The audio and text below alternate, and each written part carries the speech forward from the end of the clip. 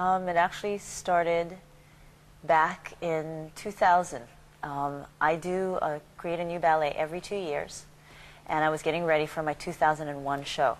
And my desire was going to be just a generic World War II story, and I was going to have a Midwest soldier, an East Coast soldier, and a California soldier who was going to be a Japanese American. And the more I talked to my friends about it, forget it, they kept saying, a lot of them, wait a minute, weren't the Japanese the enemy? And I began to realize how little people knew about this. And then a good friend of mine just said, Marla, why don't you just focus on that? Because that's what's most interesting. Nobody knows about that. Do that. So I did. So I started revamping the concept and the story.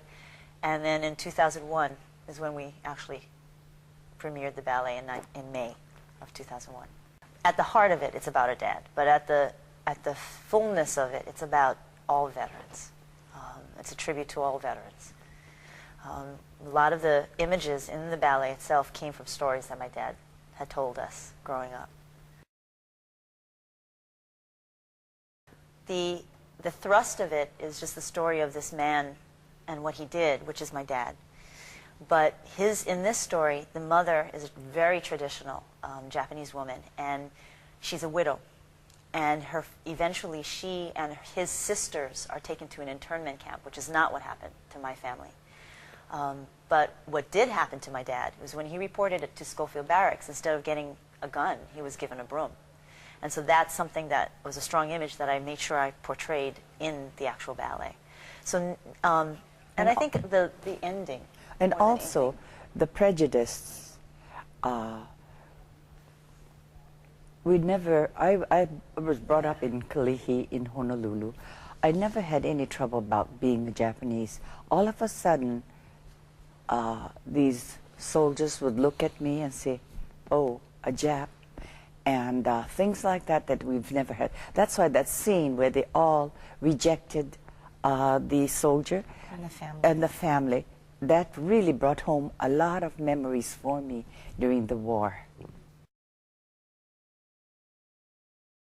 My mother and I, my mother sort of coerced me to go to New York to see my sister and premiere her ballet. And by doing that, we watched through this premiere, and the first thing that came out of my mouth to her was, Marla, there's only one place to do this, and you need to come home. And by saying it, it sort of flew out of my mouth, and it became real by saying to her, okay, let's do it. What about it? And she and I began to brainstorm, and before you know it, we had a meeting with all our family from, you know, Maui and Kauai and, you know, Hilo and Honolulu, and we decided we would start to, you know, work together toward this particular end. You know, when we decided to do this, I told Marla, okay, we need to start looking for sponsors, and we began doing that.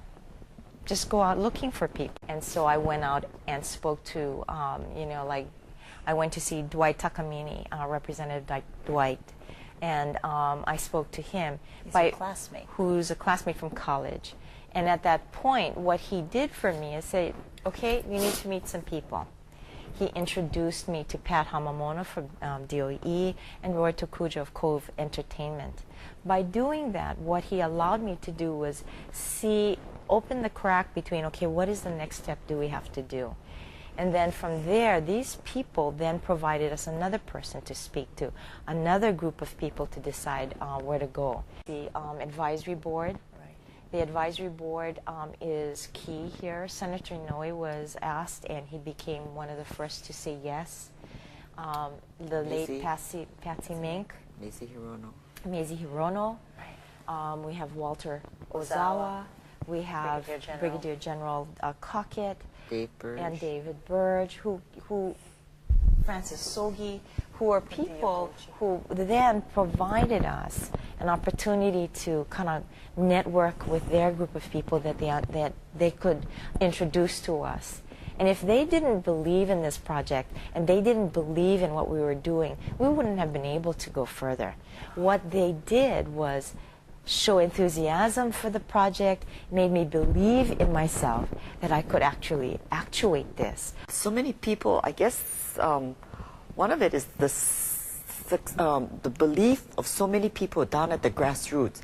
I mean, every time we talked about it, it was like, wow, that is such a great idea. So, Yeah. you know, it kind of just, the swell of it kind of moving on. Because It helped us realize that we're not only doing this for ourselves. Yeah. You know, Yeah. it made us Absolutely. realize we can't, you know, let Kauai veterans down. Look at what they're doing for us. We can't let the Maui veterans down. Look at what they're doing. We can't let Honolulu down. Look at what they're doing. We just found that these people created the, I guess, the impetus for us to move a little bit further. I think there's just too many people to thank. It's funny, I think because I'm the sort of the recipient of this project, because it's literally bringing what I've done home. It's extremely humbling and very, very, very emotional, because it's coming home, and I've been away from home for about 18 years, and being able to bring what to show everybody what I've been doing with those 18 years. I haven't been just sitting around. I've been working, and working on doing what I love best, which is dancing, and creating stories and creating ballets. And I guess besides my family and all the people that were involved here, my New York family have the people, my dear friends out there who've prayed for me, who've rooted for me, and kept me eating when I haven't been eating. So, because I'm so busy working and feeding me, my assistant, Lucy, who I couldn't have done it with, worked without her. That, more than anything, has been extremely, extremely moving. So, it's just, words can't even express. Having my Nisei ballet accepted into the New York International Fringe Festival this August 2014 has been a thrill. When we took the ballet to my home state of Hawaii 11 years ago, there were a number of the World War II generation alive, including my mom. But that window of time to thank this generation is rapidly shutting.